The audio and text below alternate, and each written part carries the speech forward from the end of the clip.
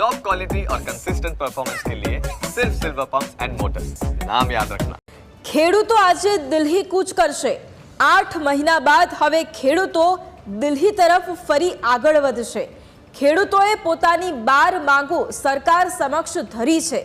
એમએસપીની guarantee, Lakhimpur Kheri હિંસાના પીડિતોને ન્યાયની મુખ્ય માંગણી છે। પગપાળા કૂચ કરવાનો ખેડૂતોએ નિર્ણય કર્યો છે। ખેડૂત આંદોલનને હરિયાણા ખાપ પંચાયતનું સમર્થન છે। ખેડૂતોને અટકાવવા માટે 144 કલમ લાગુ કરી દેવામાં આવી છે। સાર્વજનિક સભા અને રેલીને મંજૂરી નથી આપવામાં આવી। કાયદો વ્યવસ્થા બનાવવા માટે સુરક્ષા દળો પણ તૈનાત થઈ ગયા છે।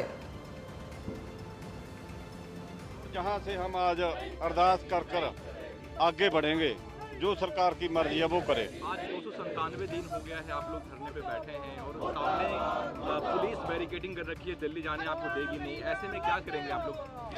देखो ਅਸੀਂ ਸਾਡਾ ਮਰਜੀਵੜਿਆਂ ਦਾ 101 ਦਾ ਜਥਾ ਜਾਊਗਾ।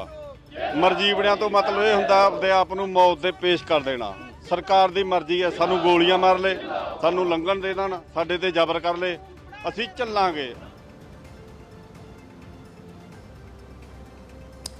તો ખેડૂતોની મુખ્ય માંગો શું છે તેની ઉપર નજર કરીએ તો જે સરકાર છે તે ખેડૂતોનું દેવું માફ કરે તેવી માંગ છે। જે જમીન વગરના ખેડૂતો છે તેમના બાળકોને રોજગાર અને આવાસ મળે તે પણ માંગ છે। ખેતી કરતા જે શ્રમિકો છે તેમની માટે પેન્શનનું આયોજન કરવામાં આવે।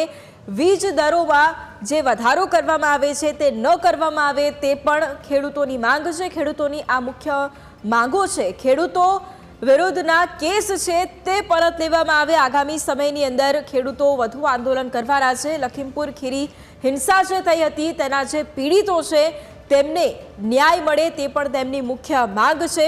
જમીન સંપાદન નિયમ 2013ને ફરી એક વખત લાગુ કરવામાં આવે તેની માંગ સાથે દિલ્હી તરફ ખેડૂતોએ કૂચ કરી છે। પ્રભાવિત ખેડૂતોને 10% પ્લોટ અને 64.7% વળતરની માંગ છે।